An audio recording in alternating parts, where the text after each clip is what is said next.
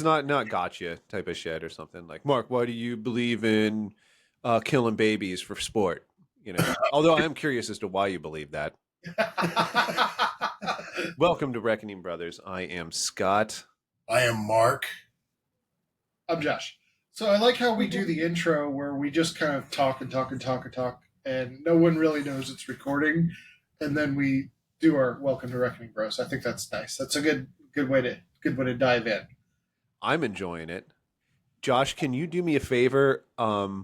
Pretend that I am like the tight end on the team, and I haven't been hustling enough in practice, and you're afraid like I'm not going to be able to make that clutch play at the end of the fourth quarter and win the game. Just chew me out. It's funny you say that. You're wanting me to do this, and I actually played tight end. Did you? I didn't know that. I shoot out a lot, and the coach would say, "Outside contain, outside contain." Dude, that's convincing. I don't know if when you're blocking, you want to block people in so the runner can go around you to the right. But when I was playing varsity there, I was a freshman, started varsity, and there was no reason. Humble brag.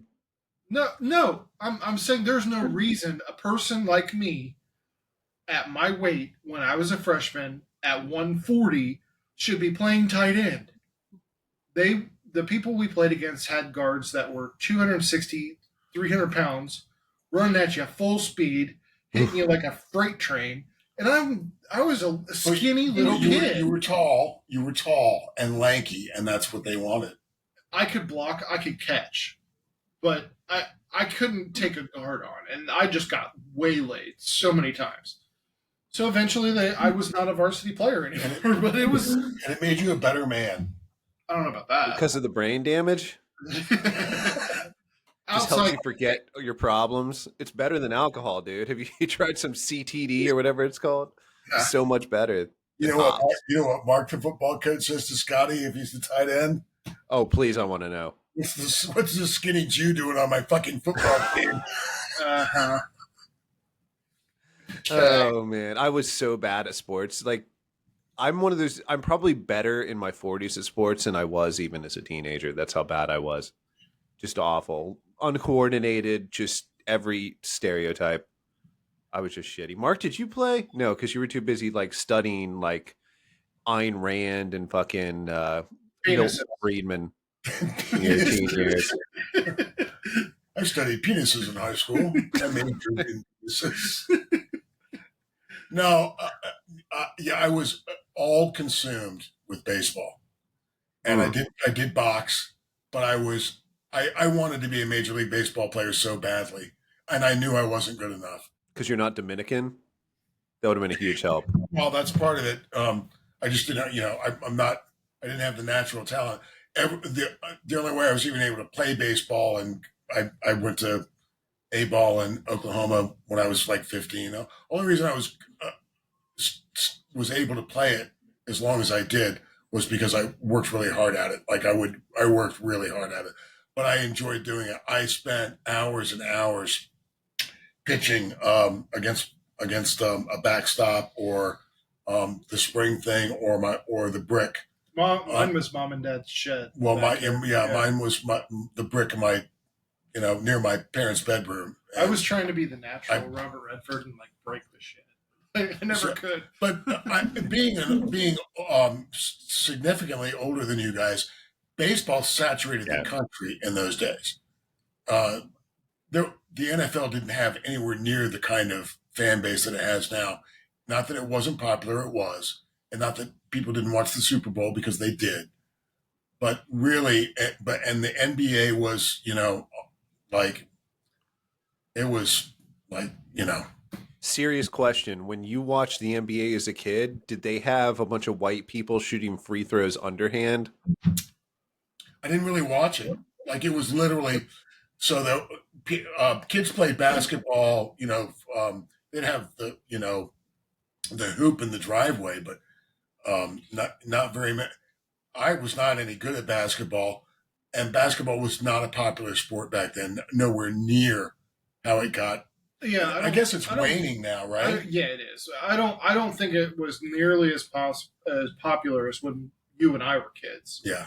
The '90s Bulls and Oh, that Jesus run. Christ. Michael Jordan ruled the world in the Yeah, 90s. yeah. Yeah. So You did. But Different yeah, time. so it was baseball just saturated the country. And you can, and it's, looking at it nostalgically, it's saddening to me.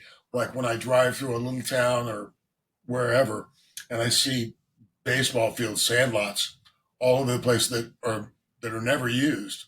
The park up the street from where I live is the sandlot there is never used, and you couldn't drive by a sandlot or a little league baseball field or a park field or something that the city had put up or something that the dads would build on an empty lot for the kids in the neighborhood. You couldn't drive by one when I was a kid in the summertime, in the spring, summer, and fall without seeing kids playing baseball there every single day. And you'd have to watch, like, what's the movie where the kids are playing the baseball? Sandlot. You'd have to watch that movie to know what I'm talking about if you didn't live it. You're saying it's better to play baseball than dance to TikTok videos? I I texted you guys earlier because I wanted to start with asking Mark questions. I watched Rahm Emanuel. Okay. You are allowed to participate as for both of you, but because Mark has spent 85 years in politics, it is what it is, right? I was listening to Barry Weiss interview Rahm Emanuel, who may or may not be running for president next time around. I don't know much about the guy. I enjoyed the interview. I thought a lot of it was good and a lot of it was stupid political bullshit. He was mayor of Chicago. He was like a Clinton guy, blah, blah, blah, blah, blah. Obama Little, guy. Staff, right? He's President Obama's chief of staff. Yeah, very smart.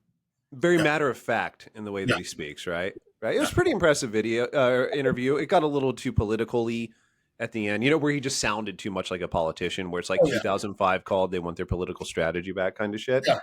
My question to you, listening to this interview, I thought, what is more important? That the Democrats have a more central kind of old school, down to earth person, or that they have somebody that's going to make them lose? What is better for America, do you think? This is to both of you. I think they should move more to the center if they want to capture some of those votes that the conservative parties have kind of taken. But I think they're going to go even further left. That's just my perception of it. If the Democratic Party is going to cave to mamdamis of that are in the party, they're doing it now. They won't endorse, Hakeem Jeffries and Senate Democrats are going to endorse him now, but they will later on. And it's a Democratic Party's been taken over by AOC, Bernie Sanders, Zoran Mamdani, and the far left, their far left base. They're the ones that hold the power now, right? So you can say, well, no, Schumer and Hakeem Jeffries hold the power. Technically, they do because they have the title, but they don't hold the power. If they held the power, if Chuck Schumer held the power, then he wouldn't be terrified down to every molecule in his body that he's going to get primaried by AOC. Can I ask a real basic question? Yeah. I hold the power, to the best of my layman understanding, you have primaries. People run in primaries, and that's what puts them on the Democratic ticket. They have to win these in most races, right? Mm-hmm. Yeah. In most major races. So whoever wins the primaries is in that Democratic slot. So by holds the power, do you mean people that can convince voters, Democratic primary voters, to vote for a certain candidate? So you're saying the more extreme left-wing Democratic members are more likely to convince the primary voters than a more centrist leftist Abs- Democrat. Absolutely. And yes, in the primaries, the obvious, a recent exception to that rule, or most famous recent exception to that is Bernie Sanders wasn't able to defeat Hillary Clinton for the nomination, and he wasn't able to defeat Joe Biden for the Hmm. nomination. He came damn close, and the power, and the money people in the Democratic Party, and the old guard were able to, shut him down. And that was a lot of fuckery too, right? Like a lot of behind the scenes fuckery. I Oh hear. yeah, Like, absolutely, yeah. But no, when I say hold the power, I'm talking about, to put a finer point on it, where the trend is. That's the protesters, the social media trend, the energy, yeah, the the the dedication. I mean, you've got you've got every unemployed Gen Zer in New York out campaigning for Zoran Mandam because they think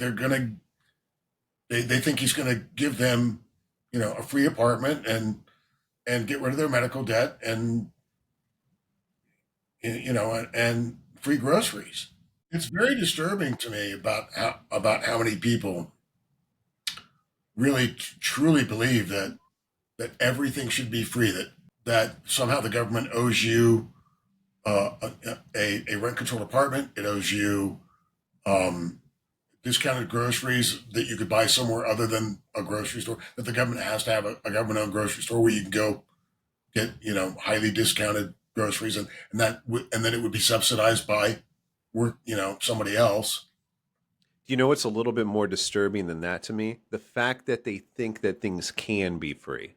The fact that they think that there is nobody paying for it and it doesn't eventually just come back to the taxpayers paying. That always somebody is paying. And Always. There's no exceptions.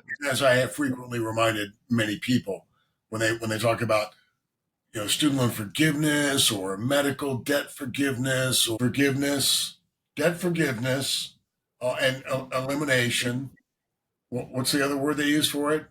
I'm not sure. I mean, there's things like rent control and other things that just mean Well, there's no such thing somebody else is in the paying. real world. You live in the real world, and you're literally so backward in your thinking that you never got a foundational education in certain principles of life, of reality. There's no such thing as eliminating debt. There's no such thing as forgiving. Somebody else has to pay for it. It either has to be paid by the plumber and the waitress who are paying taxes, right? And everybody else that pays taxes, or the government has to print money, right? Which is inflationary, or the government has to borrow money to pay that debt, which is inflationary. And when you create inflation, then everybody pays more. Well, to my It's to my understanding, that's really it. You raise taxes, you print money, and that leads to inflation, which means that your dollar is worth less, so everybody pays for it. Essentially, is what that means. And there's smaller things like tariffs, but those really don't make a huge impact at all. It's really just taxes and money printing. That's how you pay for everything, right? I mean, in a nutshell, yeah, isn't that economics? it's basic economics. You're either borrowing it or you're printing it. Inflationary. In which case, you're still essentially borrowing it because you're kicking the can down the road, and Correct. you're not. You're Correct. fucking with what things actually And cost. for every leftist, for every progressive, for every communist, for every democratic socialist of America, that talks about, and they and I feel the desperation where they're coming from, Hmm. because they've gotten to age 20 or 21. They can't afford an apartment on their own. They want to, a lot of now some of that has to do with they want to live in New York. They want to live in a walkable city. They want to live in Yeah. downtown Los Angeles. They want to live in downtown San Francisco. They want to live in downtown New York. I couldn't afford to live in downtown New York or San Francisco 45 years ago, right? I had to take an apartment that was 8 miles away and cost half the price and drive to fucking work, right? You don't always get what you want, but I understand their pain in that like things are expensive. They have student loan debt. It's hard to afford. Job market is very unpredictable, and it's not. This isn't the 50s. You can't raise a family working So at a what? Yeah, factory. exactly. So the point that they make is, well, in my grandparents' day, you could get a job at General Motors. The mom didn't have to work, and it could support a whole family, and everybody could go to college, and you could pay for that. And by the time Dad was 62 years old, he could retire with a boat in the driveway and 3 cars. And that's true. But what they don't understand is what that devaluing the currency, that what they want to do is exactly what caused their fucking dilemma. I understand. I think, yeah, it's Josh. That was so incognito there. Your little motion What that can you you did. do? He's fucking with you. Uh, I had a second question, Yeah. kind of related. Oh, before you get to, so you asked me about Rahm Emanuel. Yes, Roman Emanuel. Yeah. All right. Well, I just want to say that, did you know what Rahm Emanuel, the biggest headline that Rahm Emanuel made this week, other than what? So you brought up the second biggest headline he made this week. You know what the biggest headline he made this week was? No. I'm going to read you a headline that appeared in every single corporate, right? So this is from The Hill, but you could also find it in CBS. You could also find it on NBC. Rahm Emanuel tells Megyn Kelly a man can't become a woman. Ooh. Now, the fact that the fact that's even a headline, like Yeah, it's silly. the Yeah. fact that it's a headline tells you a lot about the Democratic Party, right? Like that was big news because a prominent member of the Democratic Party said, "Man can't become a woman," and it's like I've said to to many other people from time to time when they talk about if we're talking about political parties and who and who's gone up and who's more extreme than the other, and I'm not a member of a political party. I want to reiterate that. I oftentimes have to say, or when they say woke just means you have empathy for others. Yeah, that definition was gone in like 2010. Yeah. So No one believes that. and unfortunately, I've had to wait far too many times say men can't have babies. Bigot, You're a racist. member. You're a prominent member of an organization that believes men can have babies. So sorry. You're gonna lose voters. Yeah, yeah. It is silly that even saying that is a headline. Second question. My second question, I think, is related to what how young people believe things like Zamboni or whatever that guy's name is. Message when in school, Zoran in Yabba Shamalama Ding Dong, Yeah. in school, history class, Yeah. high school. Hitler the Nazis, Hitler the Nazis, Hitler the Nazis. That's all we hear for good reason. We don't hear about Stalin. We kind of do, but we hear even less about Chairman Mao, and we hear even less about Pol Pot killing fields. If you have glasses, you're killed. All this evil, evil, evil, evil shit. Why the focus on Hitler above all else? Is it because of the special attention to race of the Nazis? Does that make it particularly evil? Is there some kind of light conspiracy because there's so many Jewish people in America, in the academia in America, they try to push this, which is fine, which is good. Everyone should learn about the Nazis. I'm not saying that's a bad thing. I'm just saying also there's a lot of evil that's caused by communism. There are no interesting differences between communism and fascism. Both result in dictatorship, mass murder, economic misery, and loss of all freedom. But the American political system says there is a difference in the sense of how The question is, why isn't one why does one have legitimacy, and why is one like the personification of evil, which is what it is, it obviously is the personification of evil. Well, that mostly has to do with academics. You have far too many tenured professors in academia that are Marxists and communists and believe that, that Marxism and communism is, a fair way to run a society. And they're just, and when you tell them that communism or Marxism or socialism killed 100 million people, their reply is no, capitalism did. When you remind them, when anybody reminds them that if communism worked, then why do people live in squalor in Cuba, Venezuela, North Korea, etc.? And their answer is, well, because America's embargoed Yeah. America's the the only thing that can cause anything to happen. No one yeah, else has American any agency. sanctions them. American, there's no embargo on Cuba. We don't trade with them. Communism worked, you would need to trade with the United States. Do you think? Okay, Mark, you always talk. You always have these really grand and very smart and very good ideas that I love to hear about. A very grand political view of things. Would people be more convinced by smaller stories? For instance, I was listening to an interview with a woman that grew up in Mao's China.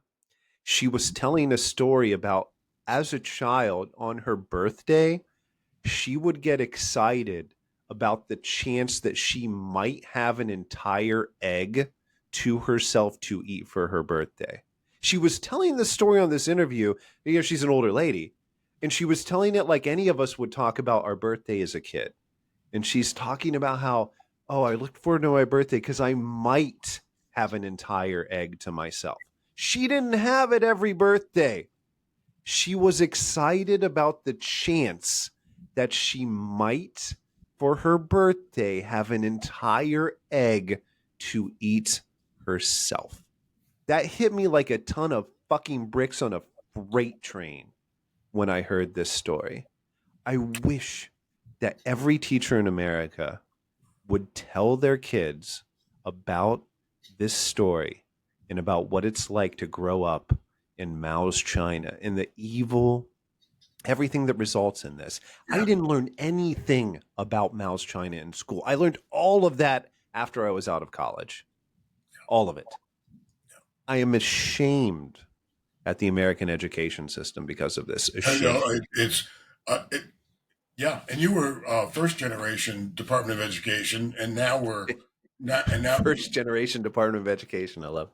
yeah, and now we're dealing with the second generation of the Department of Education, and they're not, which is why which is why a snake oil salesman like Mamdani or Bernie Sanders can come along, or AOC. So yeah, it's criminal. The how the American education system is focused has not focused on communism and socialism.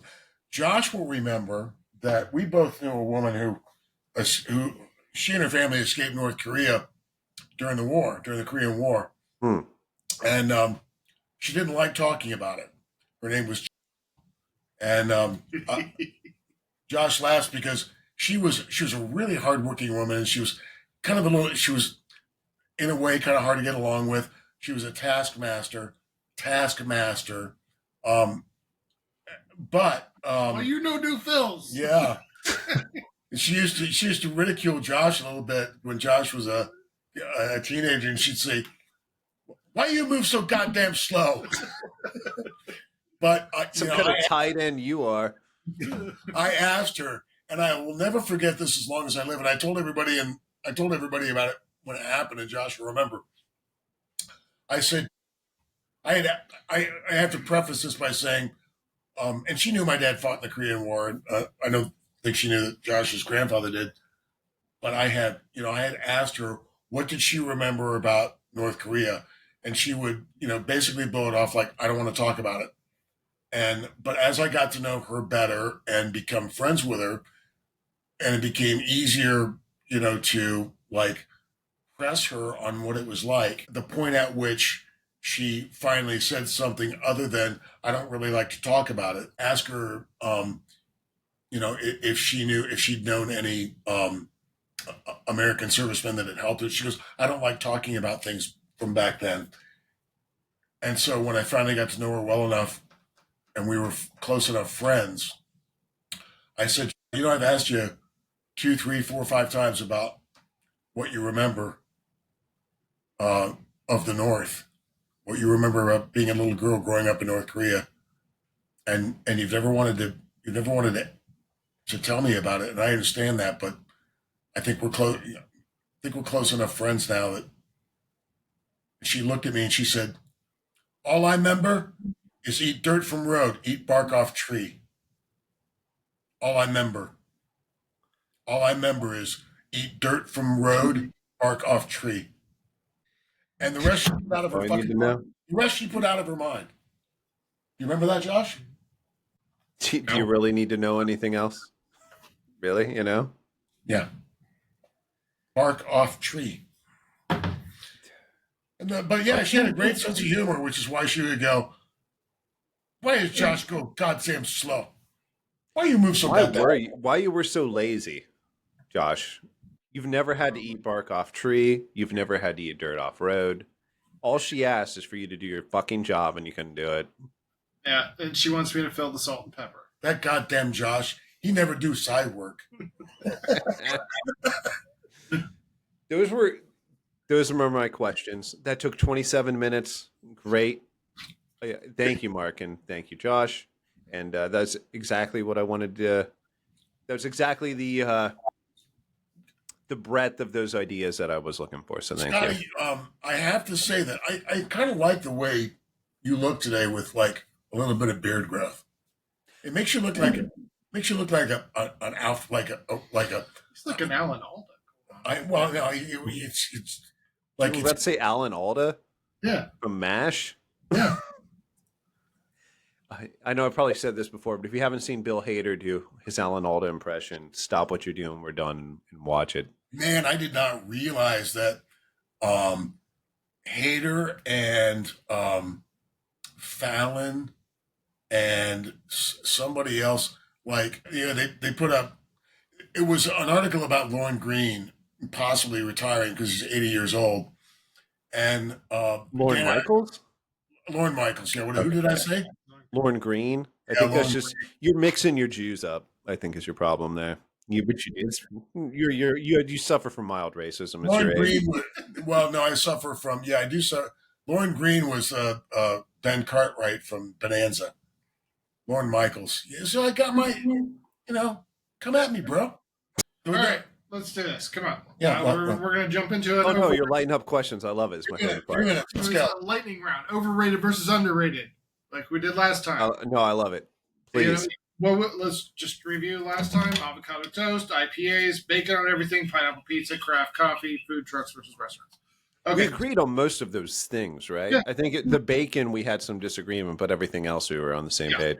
Yeah. Lost it. Okay, so we're gonna go into an entertainment section, and this one overrated, underrated again. Marvel movies. Go. Definitely overrated. Overrated. I hate Yeah. you. All right. True crime podcasts. I don't really listen to them. I like some of the true crime Netflix specials though. So I think those are fun. But it's just not my thing. I don't think I can comment because it's not my thing, right? Yeah, right. Yeah, I'm generally okay with. Either. Yeah, Okay. Reality TV shows. not my thing. Some of them can be good, but it's got to be some kind of weird, unique twist. Like wilderness Definitely. shows, right? Like what shows? Wilderness shows. Like Those are Alone. good. Like, yeah. That kind of reality TV I can handle, but it's like you get Housewives of Atlanta. No thank you. Yeah, it can be good, but it's got to be done right. Yeah. I think they're overrated, though. Generally speaking, yeah. Yeah. Stand-up comedy specials. I like those. Let's do it two ways. One is a special on Netflix on TV that you watch at home. One is in person. Oh In man, person is always better. in person is always better. Yeah. But like it obviously depends on the comedian. Like if it's Dave Chappelle, oh yeah, I'm sucking dick at the bus station to get to that show. Yeah. You would have done that anyways. True. He's got bills to pay. All right. Vinyl records. Underrated. I Underrated? No, dude. Okay, so my second job, I worked at a place that repaired record players and sold record needles, and I had to deal with these this is back in the late 90s, these fucking hipsters that would come in and just buy record needles and talk about their fucking vinyl and how much better it sounds. It's fucking bullshit. Digital is better. What's better about vinyl is that because of how difficult it was to get and listen to music, it made you appreciate it more. Because things are easier through digital, you don't get that same appreciation through the hardships you have to go through to get it. That makes Right. sense. So it's not that vinyl's better, it's that things being difficult makes you appreciate things more. And that's what, like us recording on a cassette tape when we're listening to the radio. Ready, press record. Yeah, exactly. Exactly. Like, oh, wait, shit, Michael Bolton's about to start his song right now. I got to hit record. Yeah, exactly. That's really smart and very, very. That was a really smart analysis, Scott. I said underrated because I'm old. We know. But there's still, here's what I'll give it. There's something to the process, especially nostalgically speaking. And I don't want to take that away from people, right? Like, there's something about it. I got friends, my age that just love vinyl, There and is I something get about it. there is something about taking, and yeah, you have to have a real, you have to have a an appreciation for music that's deeper than the guy that's got his radio that's got the tunes turned up in the car, listening to the bass, which is giving everybody else a headache. So if you appreciate, like I was a musician when I was younger, and I appreciate music so much, and I'm a jazz aficionado, and yes, there is a kinship you develop with music when you pull a record out of a sheath and you're holding it and you're seeing the names of the songs on it, and the record album cover has a picture of the person that you admire, whose career you followed, right? So you're going through all these steps that reinvigorate your mind, that fill your heart with an appreciation for the music and the musicians that are on that piece of vinyl. It's You need a tissue. but you see what I'm saying? You see what I'm saying? It's so it's robotic. It's robotic to just like, all right, play it. I remember my mom telling me that there was a Cheech and Chong record that came with a giant rolling paper. It did. That's true. Yeah. Yeah, yeah. That seems awesome. I need to get my hands on that. Huh. All right, last one. We kind of covered this already, but live concerts versus streaming music. You just hit that nail right on the head. So Yeah. Yeah. That's a weird comparison. Like, why would that be? comedy. Yeah, but like, okay, it's just such a different experience, and like, yeah, you can't really compare the two. Yeah. It's yeah, it's music, but being at a concert's a experience that you get with other people. Listening to something on your own is its own thing. You can listen to it for motivational purposes, or to just background music, whatever. But when you're at a concert, you're like, Talking, right? You know that, right? Are you paying attention to him? I assume he never does. I'm just speaking to Probably a good idea. hopefully the audience will get someday. But it's a different world, a different experience. Being one with other people in a public music venue is important. I hope it never goes away. It's for the youth, generally speaking, and I hope every generation gets to experience it. Very well put, Scott. So until next week, what are we going to have for dinner tonight, Josh? What do you want? I don't know. What are you having for dinner tonight, Scott? Steak? No, that's tomorrow. I'm gonna make some chicken with some roasted carrots. I'm not excited about it, but You don't it'll sound be very. healthy. It won't be that bad. It'll be good. It'll be good. It'll be good. The steak tomorrow is gonna be much better. Give me a full report on that. All right, good night, everybody. I love you all.